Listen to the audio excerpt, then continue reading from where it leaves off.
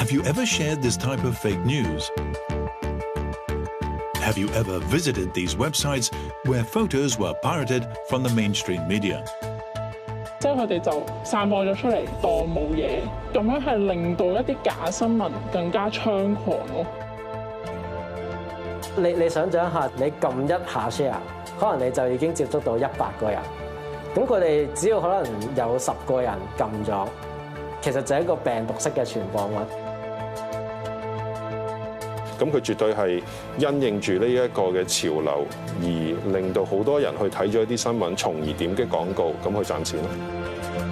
講緊有千幾萬個瀏覽頁面，跟住講緊個收益過8萬喎。 These websites with plagiarized contents are called content farms, having increased when the anti-extradition law protests were happening in 2019. They use legal and illegal means to produce articles to attract audiences for advertising revenue. So, who runs these background websites?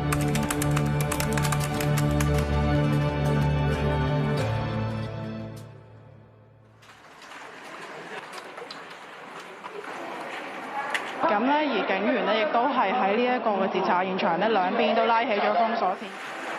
調查工作咧，去到呢個階段咧，已經係初步已經完成咗。而家如果有個網絡新聞之後咧，係成個節奏係加快咗好多好多。我甚至乎覺得咧，可能係以小時或者以分鐘計。Luo Wai Kwong, editor-in-chief of Apple Daily, used to work in the traditional print media and has now become a supervisor of online news. 呢度咧就我哋港民組同事坐個地方啦，咁就你都見到啦，比較都如果坐滿人都幾多人嘅。咁我哋而家公司就應該係大概1000零人度咯。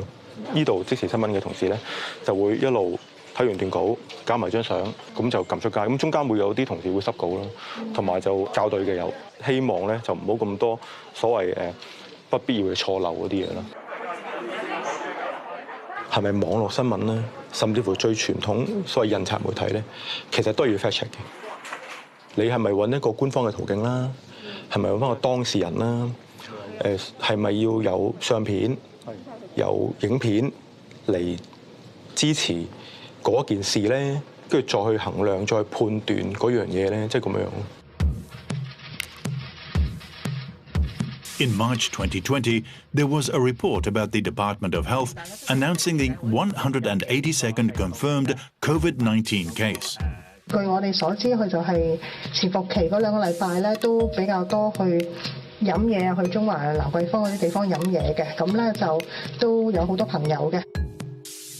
The word gathering used in the mainstream media was replaced with one night stand on the internet the next day. This piece of fake news being circulated was then picked up again by the mainstream media. 我摸下杯底，除埋個罩就網上面亦都有啲傳言，就係話佢曾經多次有同人發生過一夜情。咁想問下係咪真嘅咧？咁問唔問到咧？ On the same day, a photo allegedly of that person appeared on an online forum, and it was claimed to have been fact-checked. Then this website reported it with text and the image, making the fake news go viral. On the same night, someone clarified on Facebook that her photo had been stolen and posted on the internet, and that she reserved the right to take legal action against the website. However, on the next day, a mainstream newspaper published an article titled Lan Kwai Fong patient rumored to have had one night stand with several people. 啲疫情嗰個我都係一個經驗啦。如果睇翻轉頭咧，佢係有一個內容農場啦，或者有人啦，係改咗即係蘋果段新聞啦。咁之後就比較喺個網絡度發酵，好多人去睇，好多人關心，市民都係關心呢件事啦。我哋其實最後咧最關心嘅咧，其實都係咧，可唔可以令到市民或者官方有一個説法，令到市民咧係知道呢件事係冇嘅。但係即係你唔擔心深烤有傳播假新聞？我自己唔會咁樣睇即係呢個個案。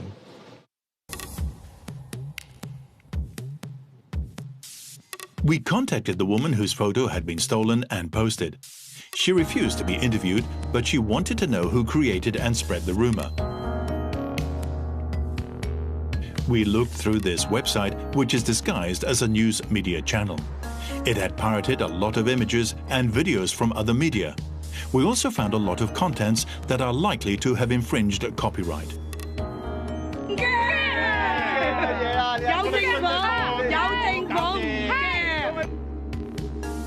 These websites with plagiarized contents are called content farms. They generate income mainly from advertisements. A lot of their content come from online forums.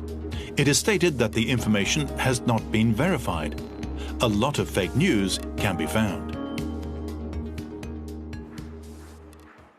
你而家都好多時間喺屋企喎。係啊，好得閒。講下你近況。大家都失業。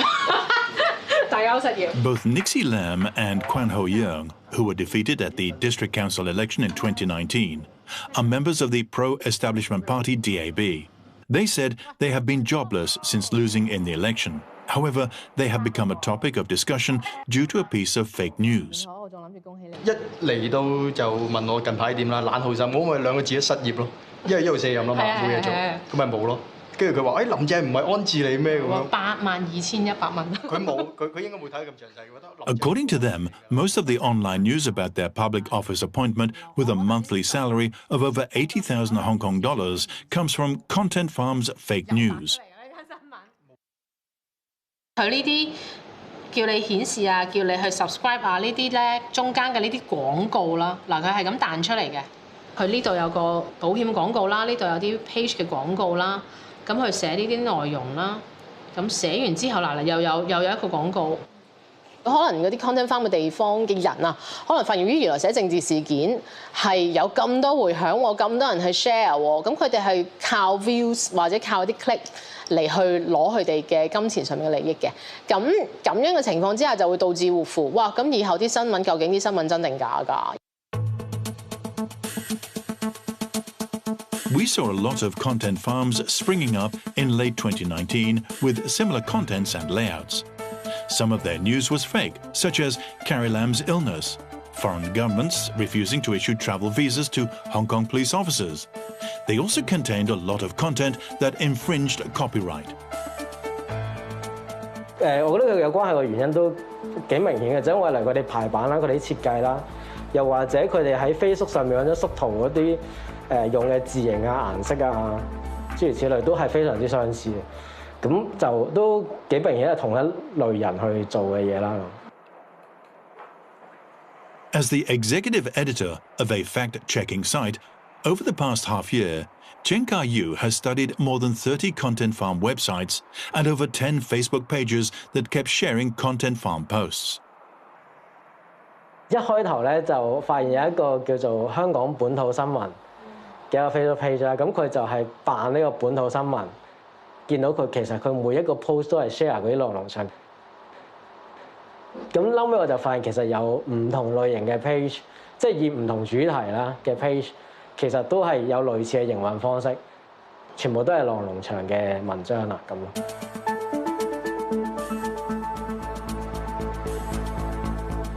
Some Facebook pages published identical posts at almost identical times. When clicking on the provided links, they would connect readers to other websites. 呢一種手法其實係一種幾蠱惑嘅手法啦。首先一個網站，然之後有條 link 就好似一個短網址咁，就跳咗落去一個佢真正核心嗰個網站啦。Chen Kai-yu guessed that the swapping of websites was a cover-up. They would link to around 30 Content Farm websites. After studying the HTML source codes of these sites, he discovered many repetitive codes among these 30 websites. He believed that they were probably written by the same company. QA1195017911-12有一個Google 分析嘅一個編號喺度嘅。之後就發現，例如兩個唔同組之間嘅網站啦，佢哋可能都會用同一組嘅編號。咁即係話其實佢背後其實都係有同一個用戶去插入咗呢個 Google 分析嘅一個程式碼喺度啦。Other than sharing the same Google Analytics code, the Kiwi ad codes were also found on more than 30 websites. It means that the company Kiwi takes care of the ad programming for all of them. 咁所以我覺得佢係同一個集團嚟嘅，個技術上唔係好困難啫嘛，因為佢係抄嘅啫嘛。即係你抄個重點就係你可以大量複製同生產，係啊，所以其實嗰個規模大係點講咧？係我冇預咁大嘅，但係佢嗰個規模未令到我非常之驚訝咯，係啊。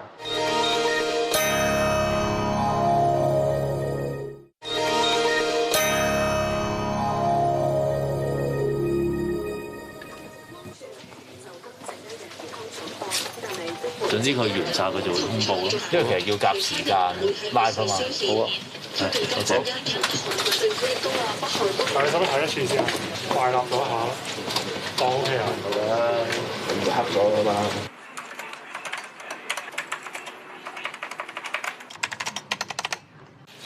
哇！呢個真係幾勁喎，偷到。呢個 port 咗未㗎？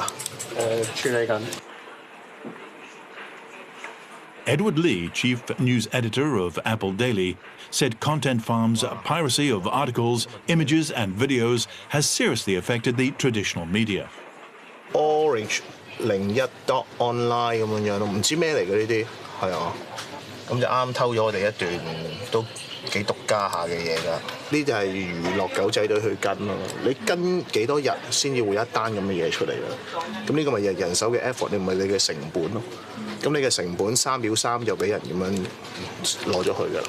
對 Content Farm 係極度憤怒嘅，娛樂新聞一樣俾人偷，嚴肅嘅專題一樣俾人偷。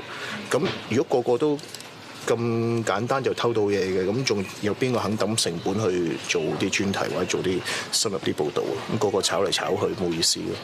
即係你見到我哋，譬如有啲好獨家嘅嘢咧，就會有個呢啲半水印喺度咁樣咯。咁你都阻止唔到人哋成段咁樣攞咗去咯。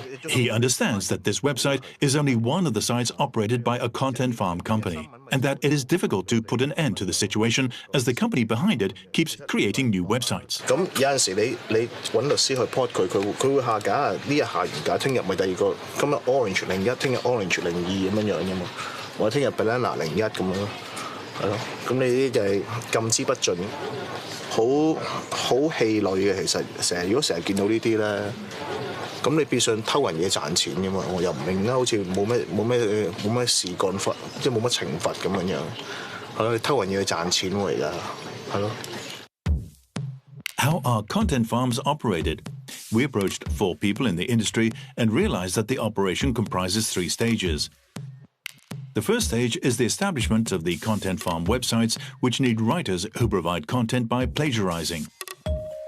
The second stage is placing ads on the websites with the help of an ad company.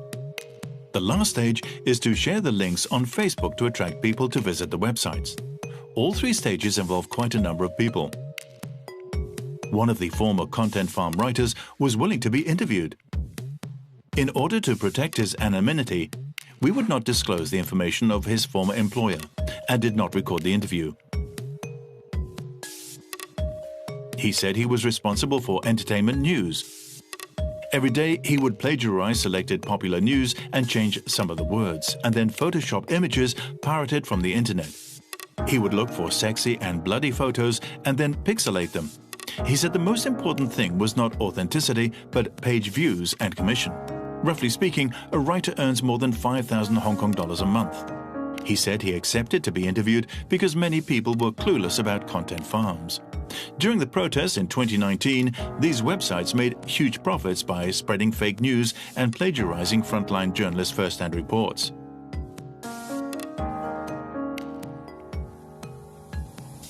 To conclude what he and 3 other people in the industry have said, the Kiwi shown in the Content Farm website source codes is an information technology company specializing in advertising.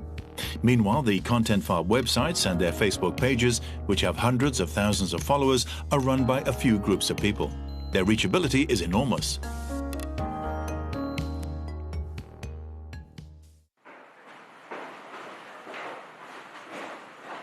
We invited Ivan, an internet digital consultant, to analyze the penetration rate of content farms. With some analyzing tools, he studied the number of monthly page views of 15 content farms from October 2019 to March 2020. 咁其中再一個西就係 Hotpintany 啊，定係啦嗰個網咧，而家就8萬個流量嘅，佢之前可以去到40幾萬流量。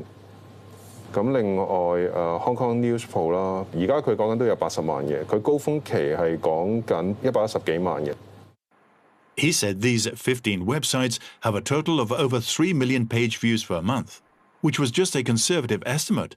At the peak of the anti-extradition law protests in late 2019, their page views had exceeded 10 million, even higher than some of the traditional media. However, the reading time was very short, around 20 or 30 seconds. 咁但係如果一個不知名或者一堆不知名嘅網站而有一個咁高嘅流量咧，咁當然會驚訝啦。其實內容農場就呢個模式就不嬲有嘅，即係都好多年㗎啦。咁只不過呢一個運動就令到好多人可能亦都佢要喺屋企，或者佢成日要去睇好多資訊，或者大家要喺度圍爐去睇資訊嘅時候，咁就導致啲內容農場裏邊嗰啲內容咧發酵得更加廣闊。咁我哋會見到咧，呢度會有一個廣告啦，會有第二個廣告啦。He estimated that these 15 websites could make a minimum of over $1 million Hong Kong through advertisements, which is a highly profitable business.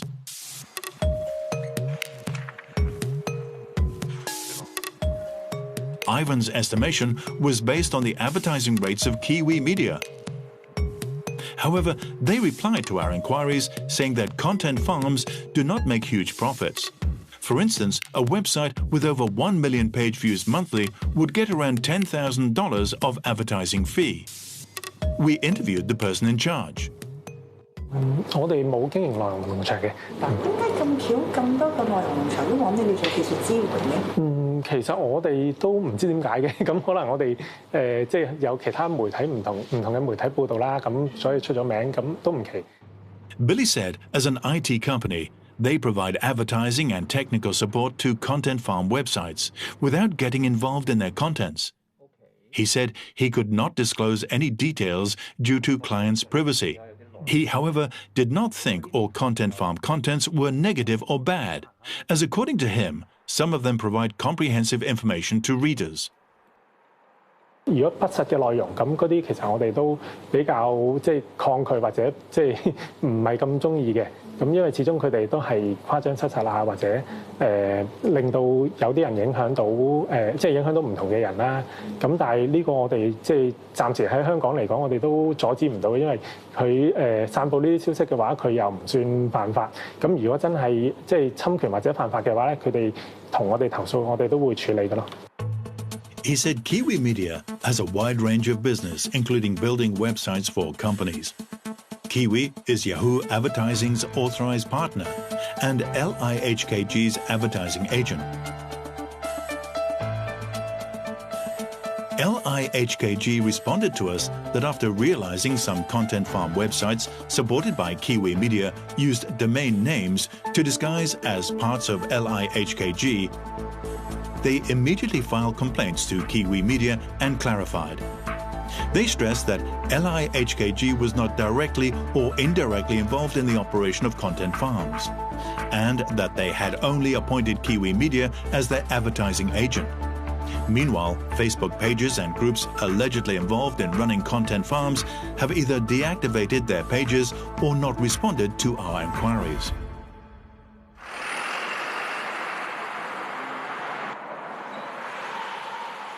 咁呢個就係個婆婆咧，就係企喺嗰個位啦，然後堆防暴就係企喺嗰個位嘅。你哋都係一啲爸爸嚟㗎，你將來都會作為爸爸㗎，你都有細路㗎，你做咩咁樣打啲細路啊？你哋收隊啦，夠啦！有個警員拎咗個警棍出嚟指住個婆婆，跟住就即刻咁樣向後掟咗一個催淚彈咁樣嘅。但係 content 翻就直接拎咗嗰條片，直接 po 咗上去話一個好誇張嘅標題話嗰個警棍係一支槍嚟嘅，就射到婆婆。黑警打死婆婆咁樣嗰啲咁樣啦。16-year-old Mary witnessed the incident on June 12, 2019. She was shocked by how content farms spread fake news. She said the deactivated website is untraceable now. Since then, she has been paying special attention to the issue of content farms. She has exposed a popular content farm page and made it close down. She believed that it was people's political bias and ignorance of truth that made content farms rampant.